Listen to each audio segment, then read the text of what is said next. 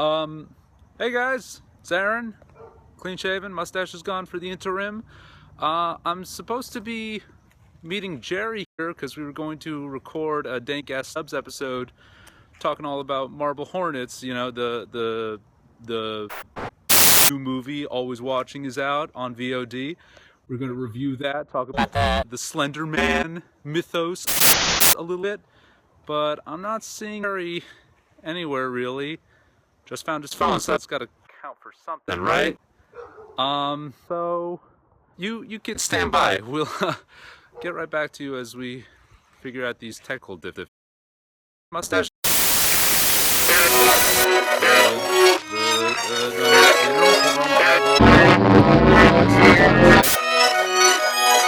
Difficulties.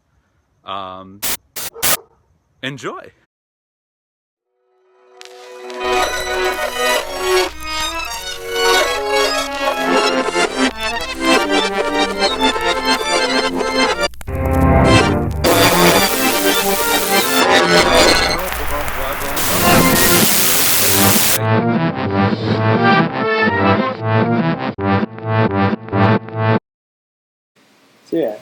Yeah. How you doing, man? Whoa, I'm all right. How are you? I'm doing okay. It's been a long week. It's been a hell of a week. It's been a hell of a coming up in the big leagues. I don't remember the theme song. Now we're moving on now. Yeah, we're moving on up to the east side. That's the only part of the Jeffersons area. Move on up. Moving on up.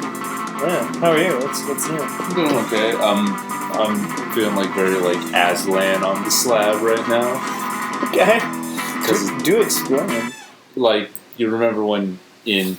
I mean, have you sacrificed yourself for the betterment of a whole realm? I got shaved. Oh, that's right. Yeah. You had to shave. I was up for those of you who aren't here in the studio with us, Aaron's beard is gone. No, his mustache is gone. I'm sorry. Yeah.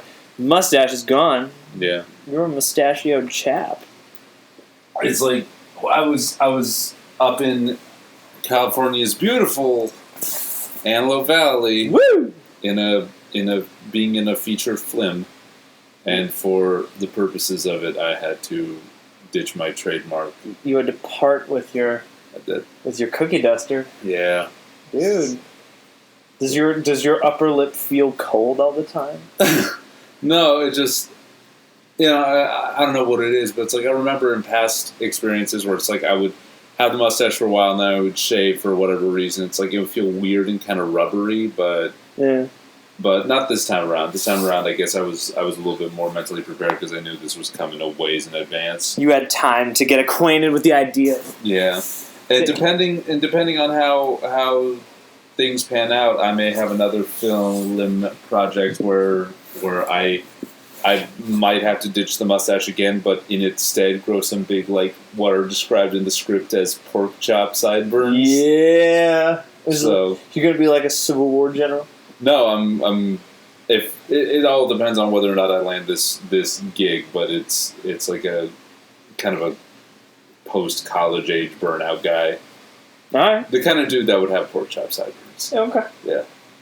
So. Nice. That is where I'm at in my facial hair adventures. Well, I hope it pans out. I would love to see you with some pork chop sideburns. Would you really? Yeah. Oh boy. I would. Yeah, I'm always for pork chop sideburns. Just pork chop sideburns and applesauce goatees and just a whole 5-course dinner. Just apple bottom jeans, man. Boots with the fur. With the fur. The whole club looking at her. Because how did that girl grow those pork chop sideburns? Like, man, what's your secret? I can't even grow like a beard properly. How does this lady have these like majestic, old-timey sideburns? Was your dad a Civil War general? Yeah, probably. Yeah, probably. Yeah. Cornstarch Jackson. Cornstarch Jackson. Yeah, Cornhole Jackson.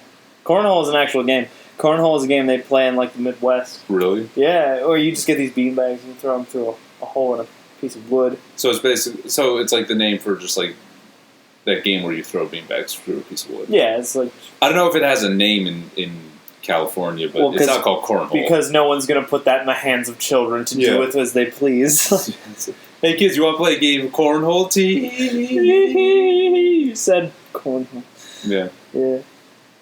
Well, welcome to Dank Stubs 2014. I'm still Aaron. I'm still Jerry. Yeah. We haven't changed. The fabric of space-time hasn't changed yet. We're still who we are. It's you know. We haven't changed, man. You changed, man. You changed, man. You sold out. Yeah. You got some big-time sponsorships. You're making you're making paper. That's not true. We're not making paper, but we do have a big-time sponsorship. Yeah, we do have a big-time sponsorship. We just got our first sponsorship in. Hold on.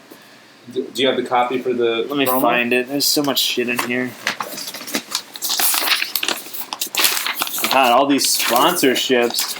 Nice. All these here. All right. We gotta give a shout out to all of our corporate sponsors who are giving us these sick kickbacks. These sick ass kickbacks, allowing us to record in our garage. Yeah, in Dank Ass Garage Studios. Dank Ass Garage Studios. On Garage Band. On Garage Band, yeah. That's where we're doing these right now. Yeah. Who knows though? Maybe one of our fabulous sponsors here will help us move on up to the east side. To the east side, yeah. East side of Burbank. East Burbank. I think what is the east side of Burbank? I'm not sure what side of Burbank is this. This is East Magnolia. Yeah. The east side of Burbank would just be bordering on Glendale at that point. Yeah, I guess so. We could go to the Americana at Brand. I do like the Americana. Although the Americana is a nice place. Have you gotten dim sum at that dim sum place yet? No. I forget the name of it, but it's really good. We were at the Grove the other day. The Grove's nice. The Grove's great. Yeah. Shouts out to the Glendale, Pasadena area for having really cool malls. Yeah. Shout out to just massive hubs of corporate spending. Yeah. Consumership, love it. Hell yeah. It's the best. The best. Yeah. So best. So our first major sponsor. I should mute the notifications. I was noticing last time, like I've been noticing them multiple times. Yeah, that was the thing where it's like I'll think I'm getting text just because the text is showing up on the audio. Yeah. Yeah. So our first corporate sponsor. First corporate sponsor. Here we go. Who wrote this? What does this say? It just came that's just what we got. That's what the email said. I just printed out the email. Okay, yeah. It's from Terrorween Spooky Days, I guess. Terrorween Spooky Days. It's I guess it's like a Halloween haunt type event. Yeah, what they've got here, they've got some like flash art or some like clip art in here. Yeah. Of a spider and some pumpkins. Yeah. And the text beneath this. Open every days except Thursdays through Sundays. It's spelled snoo days. Snoo days. No, snoo days, but I'm guessing it's Sundays. It's a weird time for a haunted attraction to not to be open. Yes. Although I guess if you want to avoid the competition, just open up on all the other days. Yeah, on a weekday. Yeah. Okay. Terrorween Spooky Days. This says here much frightenings, and new spooky.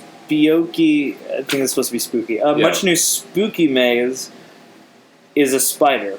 And there's a clip art of. There's a clip art spider. Yeah. Okay. So I guess the new maze is spider themed or spider inspired. Cool. Yeah. Yeah. Well, thank you, Terrorween Spooky Days. Thank you so much to Terrorween Spooky Days and all the great things you do. Terrorween's it's spelled here too. It's spelled weird. Terrorween Soupky Dats, where Pumpkipum now have face. And there's a picture of, I guess it's a jack. It's like a clip art pumpkin that someone drew a face on, like it's a jack-o'-lantern. This is fucking wild.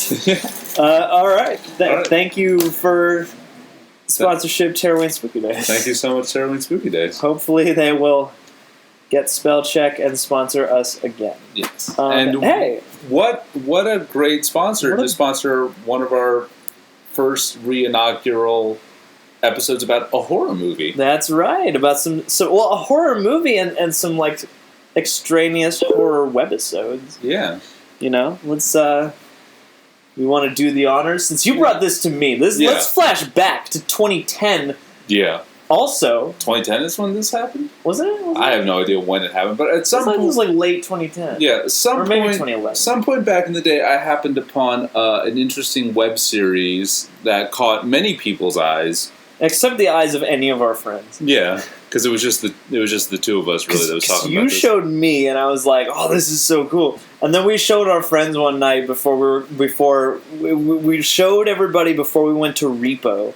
Yeah, and no one was down. No one was into it. No one was into it. It was just us. But we persevered. Yeah, we kept tuning in clandestinely. Yeah, that's an adjective. And that web series was, of course, Marble Hornets, which is probably one of the most famous, if you could call it that, one of the most famous projects out there focusing on the Slender Man. Yeah. You know, it's like the Slender Man myth, the Slender Man narrative kind of started on the Something Awful forums years and years ago, like back in 2009, I think it was. 6 years ago. Yeah. Slender Man 6. Slender Man 6. Slender Man's probably like an expert on dinosaurs by now. Yeah. Every 6-year-old kid is an expert on dinosaurs. Understands the fuck out of paleontology. So it's like not long after Slender Man started taking off on Something Awful forums, a bunch of like intrepid young lads who were film students in Alabama just started making this web series called Marble Hornets. I just really imagine them like in 20,000 Leagues Under the Sea or something like that. Just some intrepid young lads with a thirst for adventure. They're just in this submarine, and instead of like scouring the ocean and finding the ruins of Atlantis or out on safari on some island, they're just in this giant submarine under the ocean depths recording a web series about Slender Man. Yeah, why not? Marble Hornets by Troy Wagner, Alex Delage, and Tim something. Allen. Tim Allen. Tim Allen of Home Improvement fame. Yeah. Tim the Slender Man Taylor. I don't think so, Slender Man. I want to take shows and reboot them the same, except every now and again the Slender Man shows up and fucks everything up. Just like Married with Children, and there's just the Slender Man in the background. Yeah. And then like for the rest of that episode, everything is really dark and weird, and then the next episode just resets, just like you do. No one even notices him; he's just in the background, kind of making things astir. Yeah, growing tentacle arm. Got it. So, so now we're talking about always watching a Marble Hornets story, which is the feature film, feature length, the major studio motion picture adaptation of Marble Hornets, which concluded, I think, about a year ago now. Now, which studio put the money up for this show? I have no idea, but the production company, it was picked up by the same guys who did the other guys. Mosaic, who also not intimately familiar. Yeah.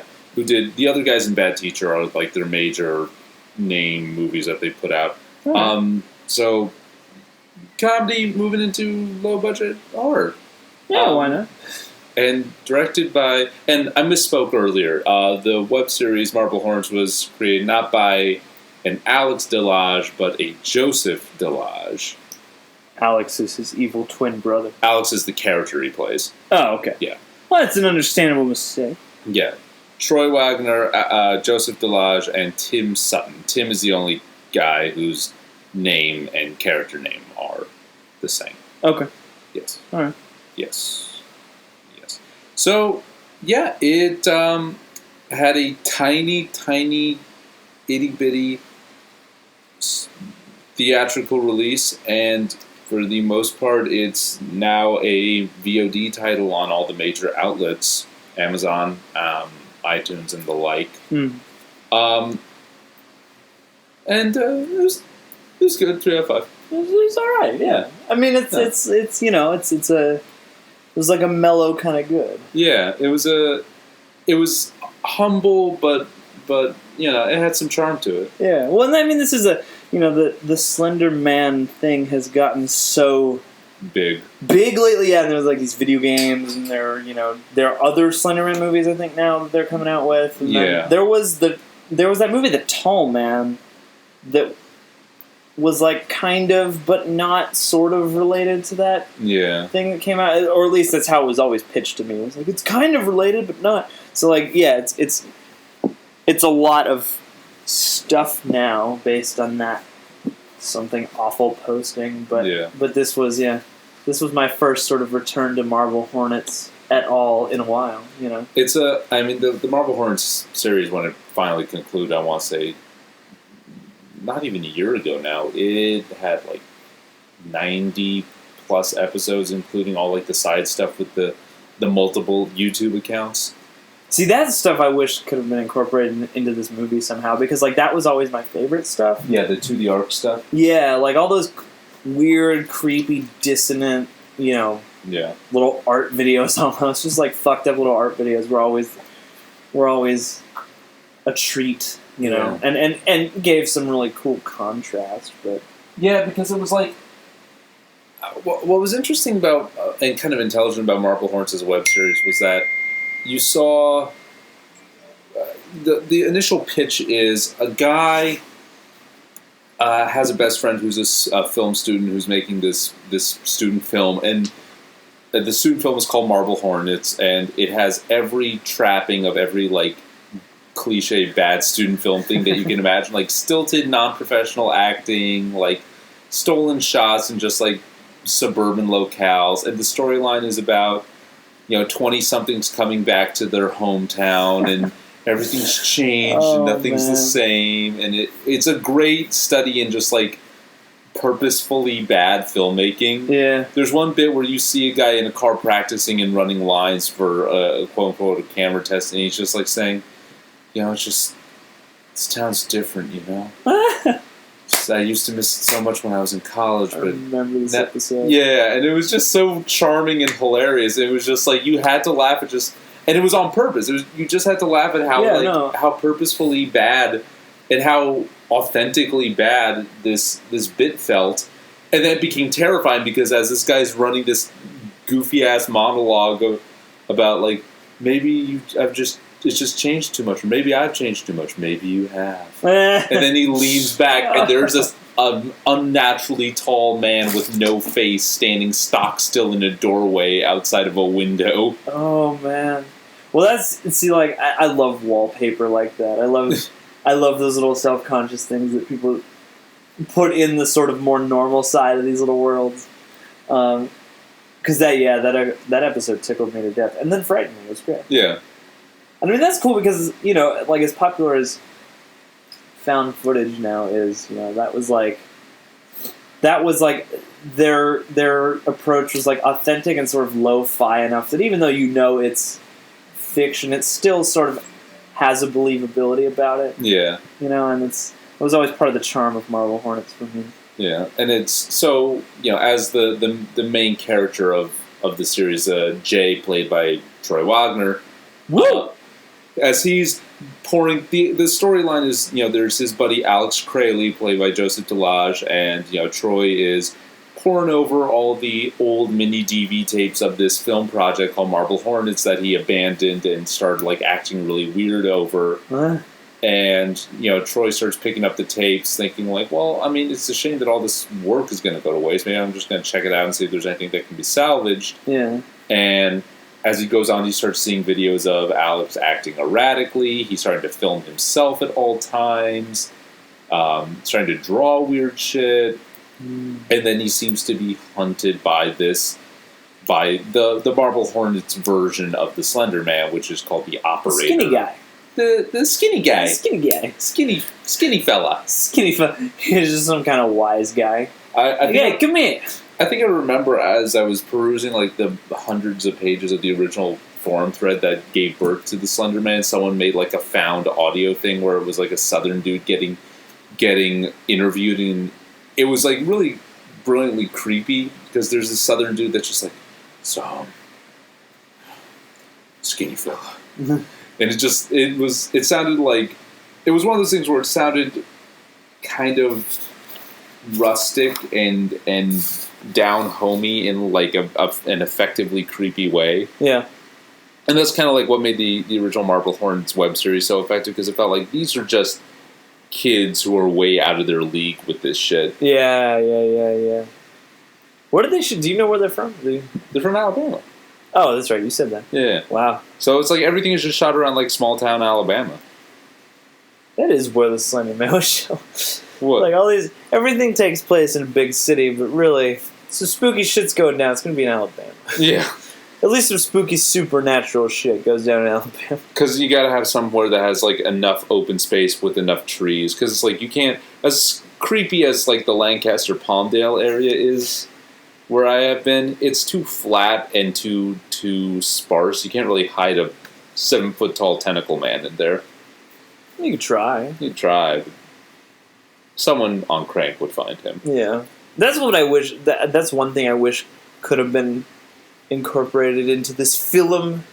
With because they at least got a little money. Because I always like the pictures where he's like sort of sprouting arms. Yeah. Or just has sort of a black hole mouth, like just little things like that. Like I always appreciate those more Lovecrafty elements. Yeah, and when he's like, his proportions are weird, his limbs are too long. And I mean, that's something that is kind of, and I've looked up at like the Slender Man fan pages and wikis, and apparently there's like separate factions of people who are like basically the purists that are like, Slender Man has gotten way too off the mark. The guy, Eric Knudsen or Victor Surge, the guy who really first created the Slender Man in that Something Awful thread, he set it up right where he was really creepy and he was like shape-shifting and he was sprouting new limbs and he looked just so wrong. And he was never quite the same in each picture, That's what made the Slender Man so creepy, and they're saying... and people who are the Surgists, as they're called, Surgists. They're like Victor Surge or Eric Knudsen had a better version of the Slender Man in his pocket, whereas everyone now is more emulating Marble Hornets, where the Slender Man doesn't move. He doesn't really move. He doesn't really shape shift. He's just kind of there, and he more like teleports around. Yeah, and it's not so much. And just stands in the background, being creepy. Yeah, and the thing that makes the Marble Horns version of the Slender Man or the Operator, what makes him scarier isn't that he's anything, it's that he's everywhere. Yeah. To me. Yeah. And when I close my eyes, it's who I see. I'm sorry. It's alright. Yeah. It was a really romantic moment. Yeah. Just I wasn't expecting it. My heart's all aflutter. Why do birds suddenly appear... every time the Slender Man appears? They want to get the fuck out of there. Yeah. But, and it's weird because, like, you kind of see the evolution of this mythology and the way this being in this entity is kind of represented, going from Slender Man, where he's shapeshifty on the internet, to Slender Man, where he's just kind of, like, teleporting kind of quantum and causes crazy disturbances in camera equipment, in Marble Hornets, to now in Always Watching, where it's almost like and it's crazy because like it's almost like Almost Watching seems to do less with the Operator than the web series did. Yeah, that was a little befuddling to me, especially because they got Doug Jones. I thought they were gonna take advantage. I mean, I think it's cool that Doug Jones is there. Yeah, that's awesome. But he almost seems kind of underutilized. Yeah, like it's cool just because you know about it, but if you didn't know, you wouldn't know. Yeah. And it's like that's one of those things is like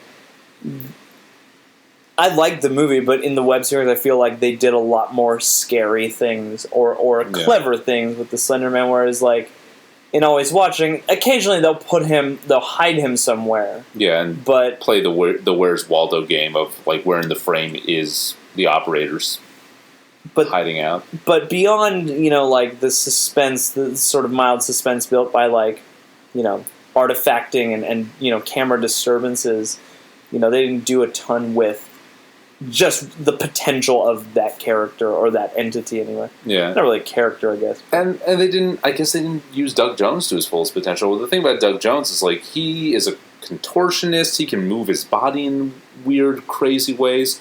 But then you have him as the Operator in the movie, and the most he does is just kind of stand still. He doesn't seem to really move a whole lot. He doesn't even give anybody number 9. Yeah.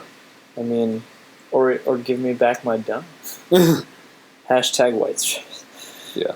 Distill. All right. Yeah. Moving on. Operator. I get it. Hello, Operator. Hello, Operator. Yeah, Doug Jones is the Operator. It's like he seems to have been hired for his ability to wear a lot of makeup on his face that would make his face not there. Well, and that was a troublesome thing to me also because like it seemed like they CG'd his face out. Yeah. It didn't even seem like makeup. Yeah. Which like I don't know. I feel like that was just a little distraction. Maybe Doug Jones was doing something really, really cool on set that was like helping everyone else's performance with his face, and that was what they hired him for. And then they digitally removed his face. So it's like, okay, we had your face on set that you could impact everyone else's performance when you were around, but in post we're going to remove your face so that you look like the canonical version of the operator. He was actually just making the troll face the whole time. He was just like, problem, everyone? Just coming in with that big ass grin. Ken has children. That's the other thing is,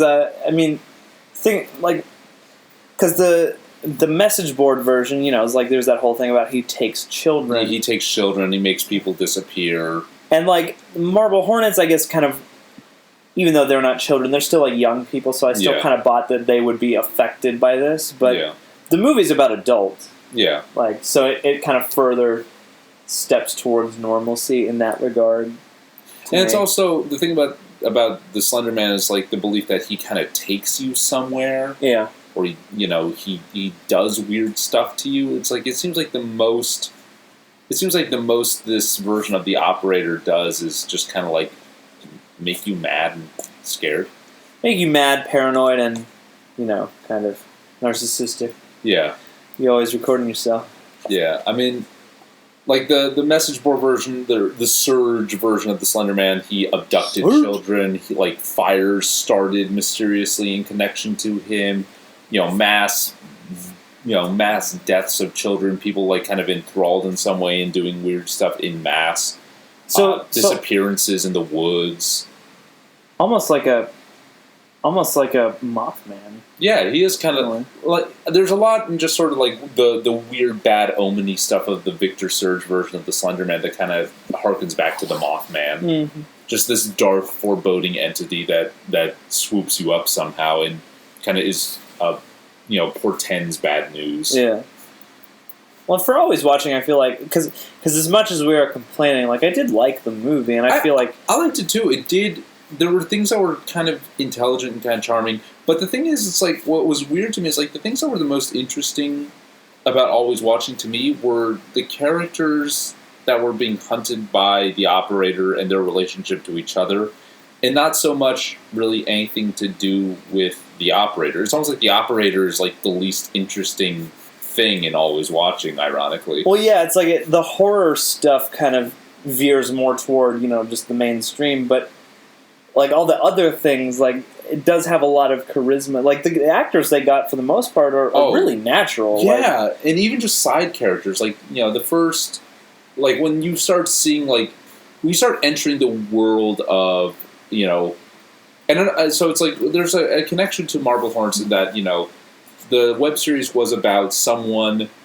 poring over the old footage and the history of someone else who had been hunted by the operator. So this movie has that too. You have a news crew where it's a cameraman. What was that? That's right. No, you had a news crew of a cameraman named Milo. I don't know what his exact title is, but he's kind of like a producer, a young, hip, like Ivy League. You're grinning at me. I'm just waiting. Fuck boy. He's a fuck boy. He's a fuck boy. Call back. Is this our first callback? I don't know. Oh shit! Listen to past episodes. So there's Milo the cameraman, Charlie the producer, who's classic fuck boy, and their reporter. Oh my god, what was her name? Sarah? Is it Sarah? It's so crazy that she's such an important character, but we can't remember her name. Hey man, names aren't important. It's what you are underneath what you do that defines you. Yeah, I think it's Sarah. Sarah, the reporter who has a Percocet issue. Yeah, she's got like a drug problem. Yeah, she's got a drug problem. So it's these three people that are kind of thrust together in this news team that are Sarah. And it is Sarah. Confirmed for Sarah. Hell yeah. And they're on the hunt, or they're on the trail of a family that got torn asunder by an operator haunting, by an operation.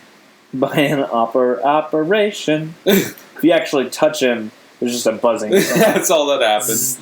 That's the worst that happens. That'd be such a letdown. Yeah.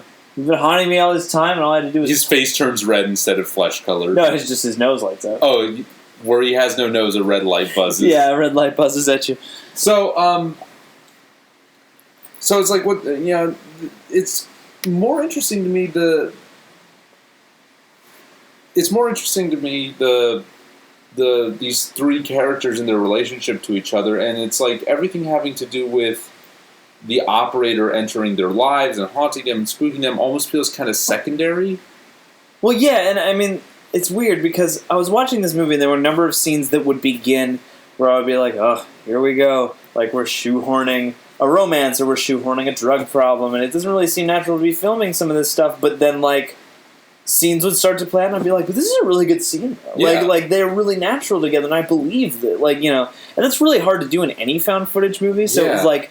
Like, when they first start finding the remnants of the family that disappeared from their operator haunting, it's like the repo guy that takes them through their house. Dude. He's so natural. That guy was great. And he's so real. He feels like just like a blue collar, affable dude. I almost wonder, and you know, anything's possible. I almost wonder if like that guy actually does that or something, or has done some just kind of municipal work, and also just happens to be an actor on the side. Yeah, because he was he was shockingly natural. Yeah, he just felt like a real dude going about his day. And his lines, like, it didn't feel like it was written for him. It just seemed, at least the way he was, you know, speaking, it seemed like he just really knew what he was doing, you know. So either great research or, you know, or just a real dude. Because and then there was the one bit where there's like a bad actor.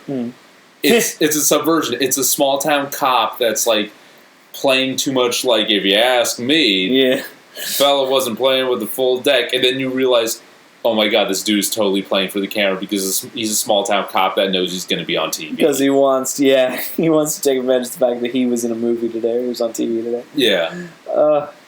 And it's like the one time you see like the found footage, it's almost like the movie is kind of like running a victory lap. It's like, hey, joke's on you. Think that this found footage movie is going to be like cheesy and unrealistic? Well, joke's on you. Yeah, everything is real. Well, that's the thing too. Check my authenticity. Mm-hmm. That's what I like. I think one thing that does sort of lend itself from the web series and into this movie is like. The age-old conundrum of all found footage is like, it's so hard to justify why you're still filming things. Yeah. And the whole thing with Marble Hornets is like, you know, you become obsessive and you start filming yourself all the time. Like, that's built into their mythos. Yeah. And that's a really handy thing because at least partway through this movie, when that starts to take hold, everything makes a lot more sense. And in the web series, you had the justification of, one, this is a guy pouring through old footage of a friend of his, and then B, it morphs into, now I'm trying to find where he's gone, and I'm using his old footage as a clue to see where he went. And then I'm filming this because, you know, it's kind of like an alternative reality game where it's like, I'm filming this because I'm at least aware of the YouTube audience in some fashion, and if anyone has any info, they'll give it to me over the internet. Yeah, exactly. So it's like there's that. And should I go missing, there's record of my journey. So there's that play with the fourth wall that doesn't. It's not quite the same when you're working with the format of a feature movie. Yeah. And I mean, you know, in the first half of this movie, you know, it still doesn't subvert that for me. There were times where I was still like, I don't know why you're filming this, but it's a good scene. Like, so like it always managed to stay on that side of good natured for me, which is nice. You know, it's like. And keeping in with like the whole thing of I don't know why you're filming that scene. It gets in with these, it gets in and out of scenes really fast. It does. It's a cut. Lean, expedient little movie. And it does do, later on, it does sort of do a nice little, at least an attempt at justification, just when it allows Milo to kind of be creepy. Yeah. When it's like, you've been filming me all this time? Like, that's kind of creepy. And it acknowledges that. And then it's like, it makes the whole constant filming be a part of Milo's character. Yeah. So the first thing you see in the movie, we open on... Milo's dick. We open on Milo's dick, just about. No. So there's like an opening sting of someone that's become enthralled by the operator, and there's like, you know, a hidden, you know, there's like an opening sting of footage of someone that's like going nuts because they're enthralled by the operator, and then we cut to Milo at a New Year's Eve party where he first meets Sarah, who's the new reporter. He's filming the party because, you know, that's like what he does. You know, and it's because like Cloverfield. Yeah, because Cloverfield. No, it's like, you know, you set up Milo's kind of like this schlub who can't really interact with the party, but so it's like his one way of interacting with the party is like on the other side of his camera. Yeah. Well, because, you know, at a party, it's like, oh, the dude with the camera, like, you know, you give yourself a role and then people will let you pass through rooms without being awkward. Yeah. And then he goes into the bathroom and he finds Sarah. Sarah is, you know, they meet, oh, you're the new reporter, oh, I'm the camera guy, yada yada. This is my drug addiction. I'm already high. Although, she's giving up drinking. Yeah. Which is something. Well, I think when you start going to Narconon, they're like, yeah, let's get rid of all the vices in one go. Yeah. So it's like she's in the bathroom, like scrounging for pills. Milo films her. They have like kind of a little awkward interaction. Sarah's high. The countdown starts because it's New Year's Eve. Sarah, you know, goes in for the New Year's Eve kiss. And then we see footage after that where it's like Milo is like miles off, basically stalking Sarah, and he doesn't seem aggressive about it, but it's still pretty creepy. Yeah. He's like watching her. He's like filming her in the parking lot of like a grocery store. Yeah, she's getting groceries, and he's just like, you know, watching her. And then you see her going into a meeting hall ostensibly for a Narconon meeting, and it's like, you can kind of see like, all right, so he got a crush on her, and in the midst of the crush on her, he's also sort of developing the savior complex for her. Yeah. Wanting to, you know, make sure that she kicks her habit. Mm-hmm. And then he gets really threatened when Charlie, like fuckboy classique, comes in. Charlie, who now there's that one scene where he got his shirt off and he is flexing his abs so hard. It's like, yeah, he has his shirt off twice. I know, but he flexes hard the second time. When they're in that hotel room. In the hotel room? Yeah, like, he does the pose and everything. He turns around, like, with his V out. Yeah. Like, what? Just put my shirt back on. He's like, he is a classic fuckboy. He's got the blonde hair. He's got, like, the blonde, like, scruff GQ, like you know, designer stubble beard, which looks kind of weird with blonde hair. Yeah. And he's like, he's very authentic. He's very rational. He's very, not rational, but natural. You know, he feels like a very real dude. He's super natural. I mean, and even just in the little nuances in his performance, you know, like there's little just the way, you know, you throw in like incidental lines into speech and stuff like that, and I really liked what he did. Like, yeah, there are lines where he's like on the phone where he's just like he gets some tip from a contact of his, and he's just like, "Oh, thank you, you are a handsome man," and just like doing that kind of bro-y, like faux homoeroticism thing. And I've seen like, you know, big level movies where people can't sell phone calls as well as that guy does. Yeah, so. GJ on the phone, bro. Well done, GJ.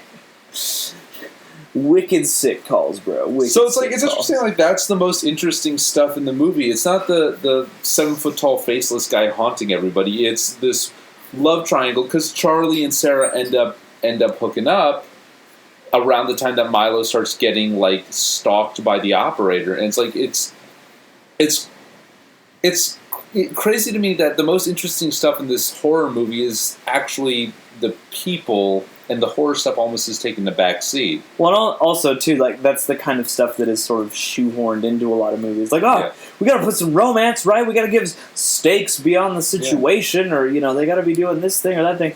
And usually that stuff is altogether fine at best, or you know, sometimes it works, but a lot of the times it's kind of bland. And this movie, that's like the best, most believable stuff. Yeah, so it's almost like, I guess I guess it's a good problem to have. Yeah, I mean, where I'd I'm more rather wrapped up that in your characters than your monster. Well, because then you can, then you at least leave with a sense of goodwill. It's like, well, at least they told the story of these characters, and like there are certain ways things end up that are almost a little atypical. It's like there aren't neat resolutions. Yeah, and Milo's pretty much left to be creepy at our last. Yeah, like well-meaningly creepy at our last note for him. Yeah, it's yeah. I mean, are you talking about the at the very end of the movie? Well, yeah, it's like they never really resolve. Yeah, and it's also his kind of stalking of her. Yeah, and it's almost like at the end of the movie, his stalking of her kind of becomes the. It's almost like so at the very end of the movie, Milo becomes. What they realize is, as they're investigating the family that was haunted by the operator beforehand, they find out that,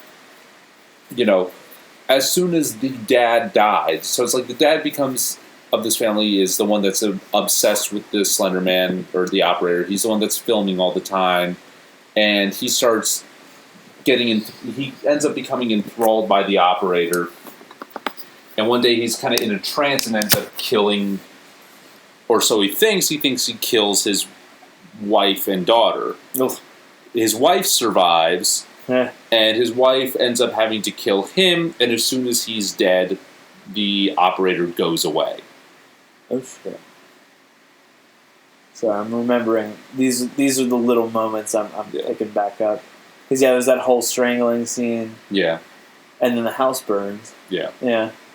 And it's like and another thing is they're in the web series of Marble Horns, there's the operator symbol, which is, this sketchy circle with an X drawn through it. And that sort of, in the web series, it's never quite explained what the symbol does. Does it ward him away? Is it like a sign that he's been there? Is it like a beacon for him or whatever? In the movie, it's very much an "I've been here." He marks people that he's Sandy now stalking. Was here. Yeah. Spooky was here. WUZ. Here. So it's like when you, and then there's a specific part of the body where the operator symbol shows up. So it's like, Milo gets it first and the dad gets it first. So it's like on the side of the neck, like on the trap. And then the daughter of the family and Charlie get it second, and it's like lower abdomen. He got them abs. Yeah. And then it's almost like the movie shoehorns a reason to show off the dude's abs. Yeah. It's like, no, it's because it's spooky. Slender Man's like, I'm going to take you away, but nice abs, bro. Nice abs, bro. You work out. There's a reason I'm not called the buff man. I don't put on muscle well, but you. Well done.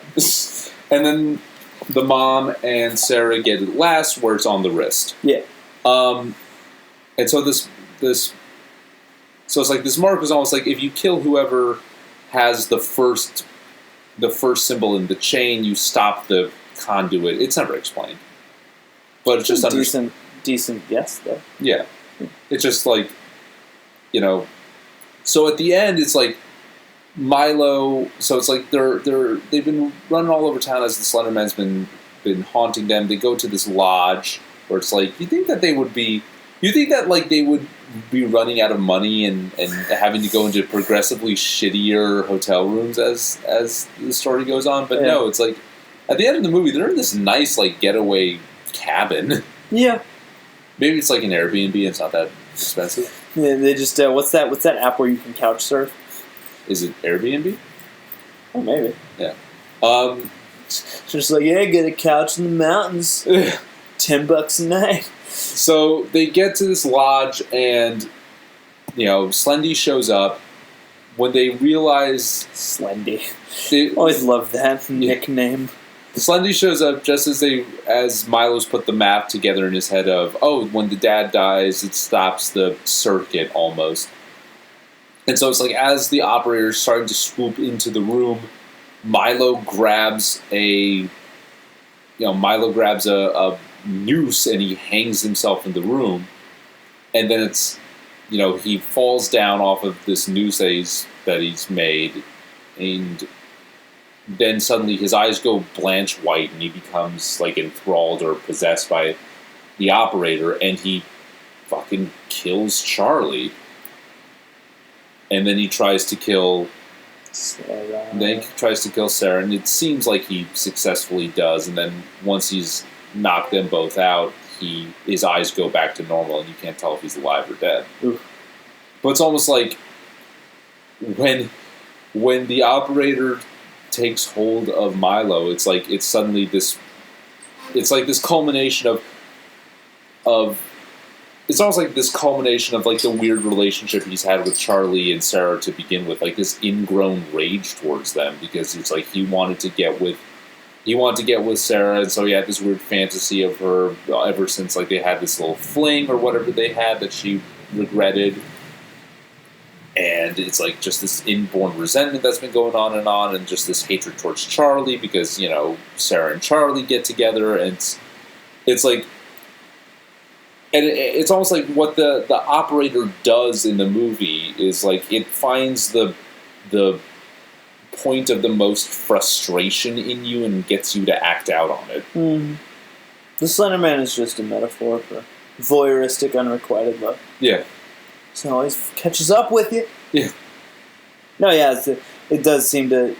It's like it worms in at the most vulnerable point and then kind of exploits everything. Yeah.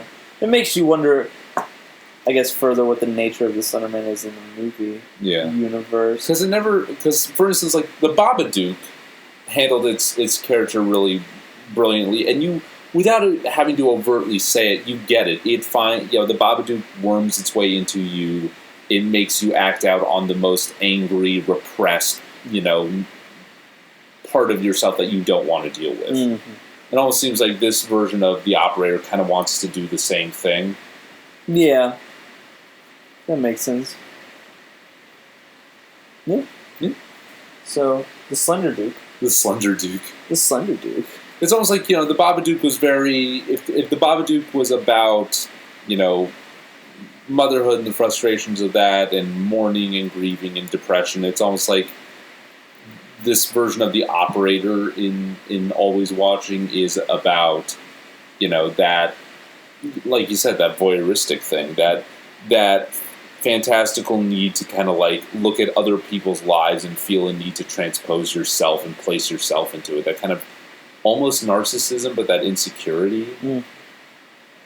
That's why I got no face. Yeah. Yeah, it's like... and almost it's like a representation of like fear of not having an identity, of like fear of being nobody. It's like Milo wants to be, in his head he wants to be the most important person in Sarah's life, but he knows he's not, and it's like in that schism and in that frustration he gets fucking spooked, bro. Maybe Milo was just two children in a trench coat, and that's why the Slender Man came. Twist.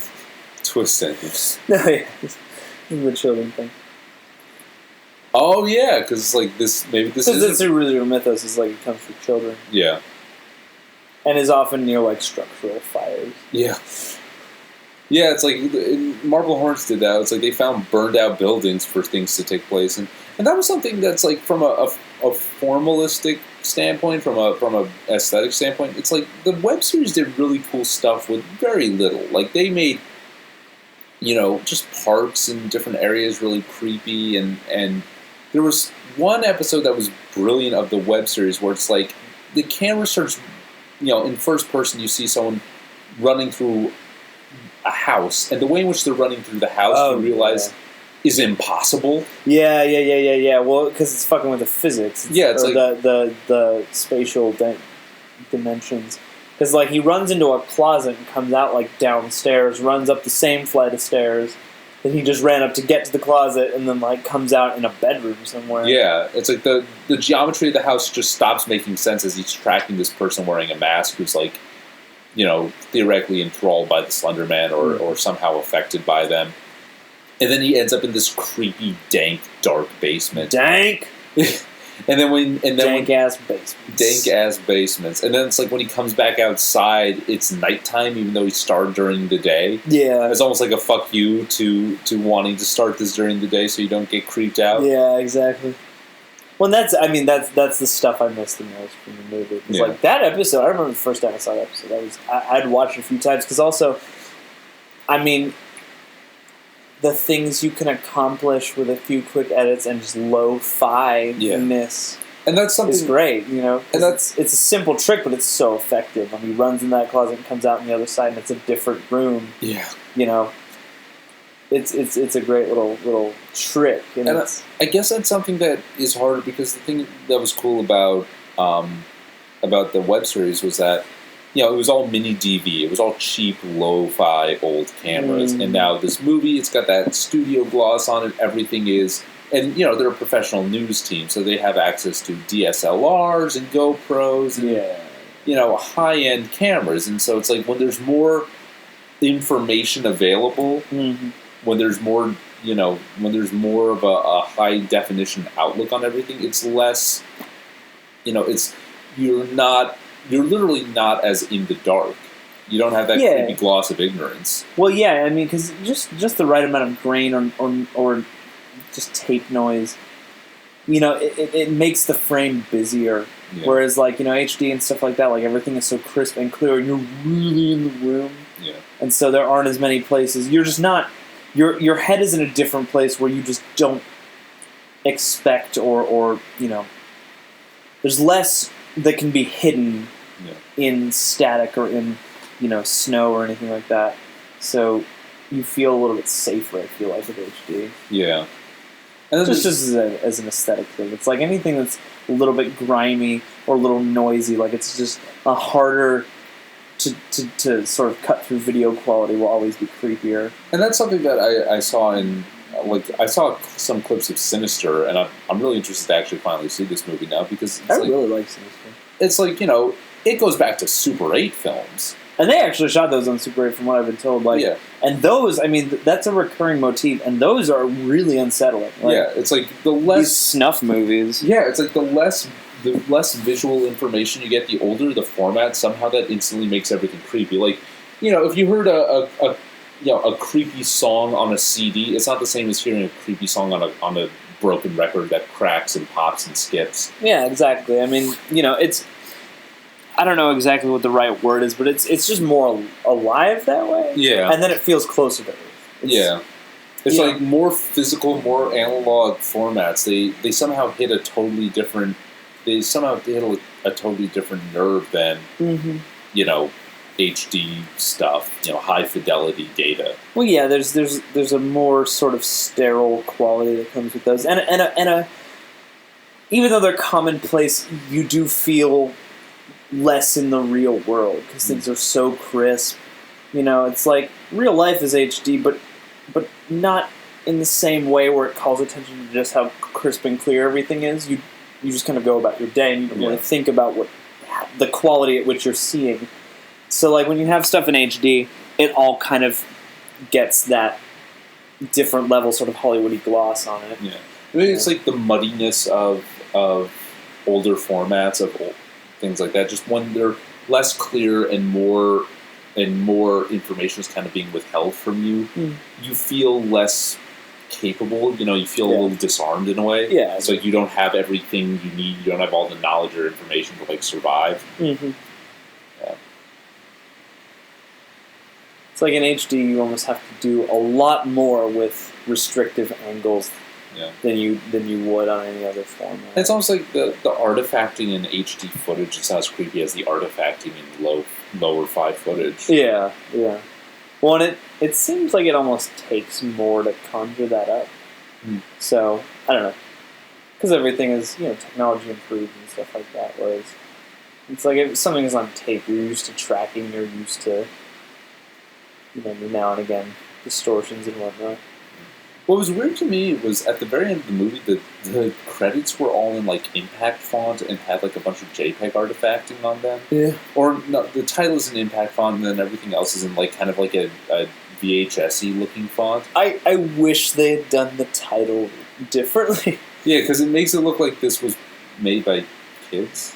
Kids are like some kind of wrestling company. Yeah, it looked like the title card at the very Marble or always watching. Subtitle: A Marble Hornet Story. Yeah, it's like the end subtitle. It's like an impact font, and it looks like it belongs on like a video from the Everything Is Terrible catalog. Yes.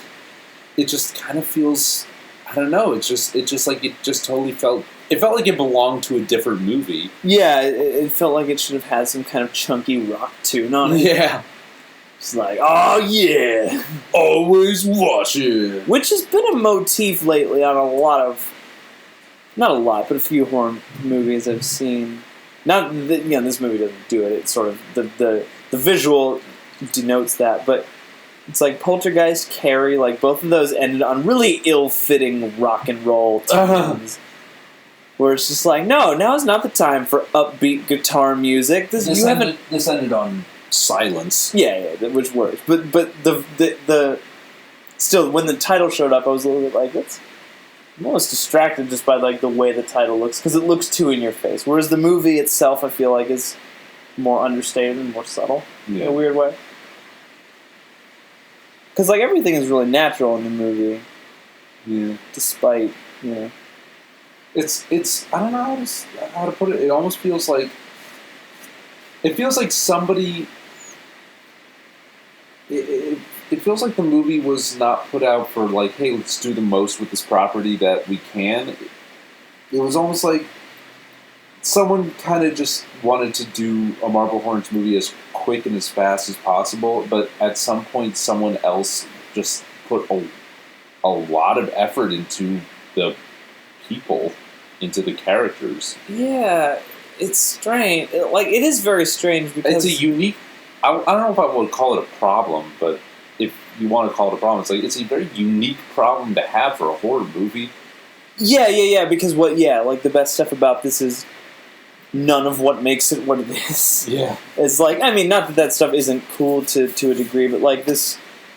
The horror is relatively mellow. Like, some of it is kind of paranoid, and it's one of those movies where you're sort of watching people, deteriorate, as the situation gets more and more hopeless. But still, it's like, it has this mild neatness to it that just, it just sort of makes you wonder, like, interesting, like, well done. I'm curious as to why you needed to make this. Like, because the dude who directed, like, he does a lot of AD work, and he's worked on tons of movies. He's done a lot of Blumhouse's stuff, so he's clearly not out of his element with low budget and even found footage. It's well assembled, but I'm just like, it's not in your face. Like, when it finally ended, I was expecting like one more bigger set piece, to really drive home the creep and the slender maniness, because I was like, where it ends almost feels like, okay, finally we've upped the ante a little bit, and now we need one more. Yeah. And then it sort of ends there, which makes sense from a story standpoint. And then there's a sting with like the next people to apparently get like cornered and haunted by the operator. Yeah. And the married couple at the very end, they just kind of don't feel fitting anymore, Yeah. Yeah, I hear you. Well, I don't remember if they felt as natural either. Yeah. It's weird. Yeah, it's a weird film. Because I don't know what it would lead to. Just more of the same kind of thing. Like, it doesn't really add to the mythology. It kind of just straightens it out. Yeah. It kind of... It's got more gloss and it's got more shine. It's got more toys to play with, and it's pretty good. Yeah, and it's a weird place. It's a weird middle ground to occupy. And it's like the things that it does with the mythology are just like to kind of clean things up and make things, I guess, a little more simple and a little less scary. Yeah, it's like in the web series. It's like, for instance, the operator. His proportions are unnatural sometimes. You'll see him enter a room or you'll see him go down a hallway and it's like, this is not the way a human being is shaped. Whereas... and he doesn't even answer one call or connect one line in the whole movie. I know, right? It's just like, what's going on with this guy? And then it's like in the movie, he's just always Doug Jones shaped. He's just always shaped like, thin dude in a suit. Which is weird to me. Like, he's Doug Jones shaped, but Doug Jones, part of the appeal of Doug Jones is that you can shape him. To anything. Yeah. So he's just kind of a dude in a suit with no face. Yeah. Which is unsettling, and especially when they put it. What if they put him like outside of a window in a house? Like, that's creepy because if somebody's on your porch in the middle of the night peering in, that's not normal behavior. Like, that's always creepy. Yeah. But when he shows up other places, it's eerie. Like, this movie to me was only ever pretty eerie. Like, it was never like, ugh, Like, I remember there was one clip early on in a very early Marble Hornets episode where it's like, oh, this clip didn't have any audio, but I found it. And it's just, you see a guy stalking around his house with the house is like plunged into darkness. There's no light on. He's like peering out of his windows and his blinds to see what's going on. And there you see the operator standing on the porch with his head turned away from the camera. And you just think, oh, there's just a dude in the suit on my porch. That's so weird. And then head whips towards the camera directly, no face, and then whoever's holding the camera like flees from that window, and it's in total silence, and like that silence kind of like helped punch up the creep factor. And it's also because it's further restricting. Like, all you have to go on then is where the visual is taking you, and the visual is unreliable enough for details to hang on to that your plane is so narrow, and that makes it scary because there's not a lot to comfort yourself with. It's you're beholden to where this dude decides to point the camera, and that's like the essence of what makes found footagey things work. In theory, like that's a big part of what's scary about found footage is you have to be locked onto one point of view, and if that camera turns, you don't know what's going to be there. So like that's the furthest conclusion of that, and that episode freaked me out. I remember. Yeah, and then there are also things like,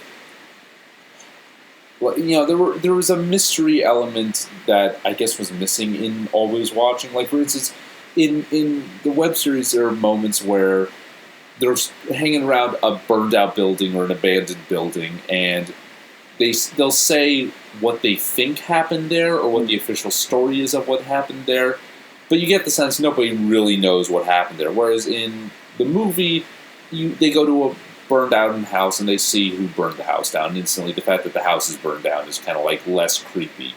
Yeah, and it's kind of more frustrating than anything. Well, what hit me too is like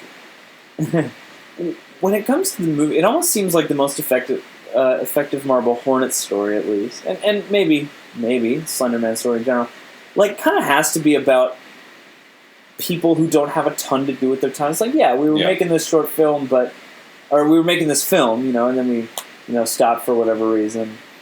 And, like, these kids, like, these young people, had the time to devote to, like, I'm going to go research this today, like, even if they have jobs. Whereas, like, these people work for the news, like, clearly work would take up a big amount of their day, and they have lives going on, and, like, it's even in a more populated area where it's, like, there's less to do there. Yeah. You can kind of chase the story and get obsessed with it, but I always feel like there are more opportunities to sneak around and to get into some really cool, like, horror situations with what the web series does.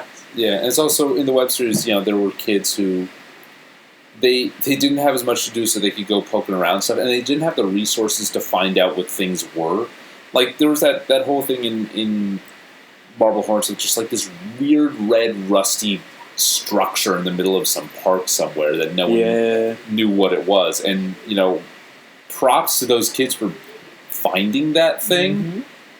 Because it was terrifying. It was really creepy. Nothing super spooky happened. But it was just like this big, weird tower of rusted metal in the middle of a park. And someone had a guess of like, oh, it's like an old climbing wall or something. But it just felt like such a weird artifact that didn't really belong there.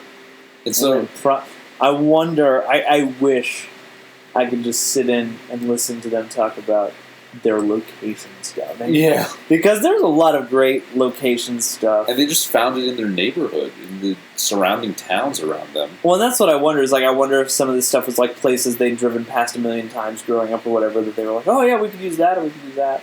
You know, and what they had to just, like, strike out and find, you know. Yeah. Like, how many things were inspired by, oh, that's a cool structure, let's use it, versus, like, we need a structure, like, where do we find it? Yeah. You know? You know, and it's like, say in the web series, there's this red tower that they don't explain what it is or what it was there for and what the connection is to the operator. Whereas, say in the movie, they find a bunker and they know the bunker was set up by the dad who was scared about the operator, so he set up a bunker. So it's like the instant things are that it's weird. It's like the thing about the web series was that things weren't that spelled out and drawn out or explained, but there were hints enough that made them feel really creepy, whereas the movie version of the operator, he feels like he has less mystery and less mythology around him. Yeah.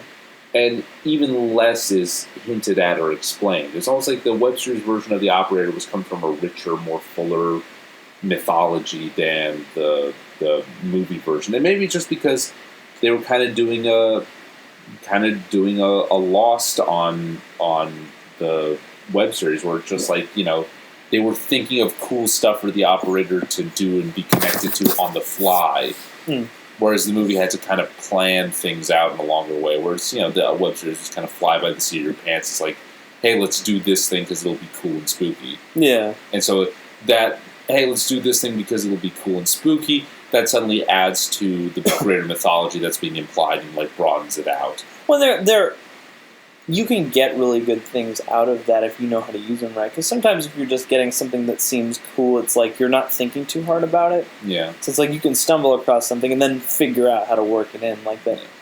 That's a workable process. And like you said, like the To the Arc stuff was like, that was such a cool extra voice in the web series, and it was sad to not have that or anything close to that in the movie. Well, because and that's the thing where, like, doing it on YouTube or just the internet gives it something. It's like that's a very something very specific to that medium, where it's like you can do that. And now you've established two different channels of storytelling, if you want to call it that, in the same, you know, forum. But it's like a movie, you can't exactly do that because you'd have to stop the movie and find a supplementary piece of material. Yeah. Whereas, like, if you create two different YouTube channels or something like that and throw these different things on them and make them link up, you know, you've created an air of mystery, and it makes it all the more immersive, because you still have to go on the internet and look for these things or notice that they're there. So for those who aren't aware, it's like, you know, in the original web series there was this this other, so there was the Marble Horns YouTube channel where it was quote unquote Jay, you know, going through the old footage and, like, finding clues and explaining things to, you know, the viewer as to what he was seeing. Mm-hmm. And then there was this other YouTube channel called To the Arc that was by God who knows who, that seemed to be this person that was wearing this, like, doll mask that had been painted on. Yeah.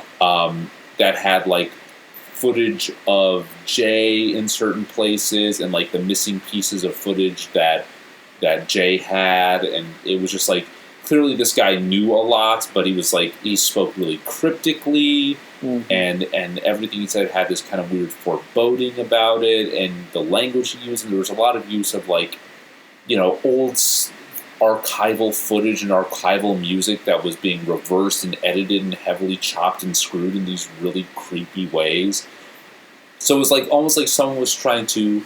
It was almost like a message from the world of the operator was coming out, but, like, this message was because of whatever the operator was doing. It was, like, so distorted in the data and so distorted in the video, but it was also distorted in, like, the psychology. It was almost like whoever was sending these messages was kind of fucked in the head because of how deep into this he got. Yeah, well, and that, like, the images themselves and the videos are unsettling, and then just the fact that you have those puzzle pieces of, like, here's that missing footage, or, like, here's, you know, a reverse shot from across the room where someone is clearly in there with you while you're asleep or whatever. Like, it takes that main narrative and makes it so that nothing. Here's you somewhere, sometime you don't remember at all. Yeah, it's like then it gives this very intrusive.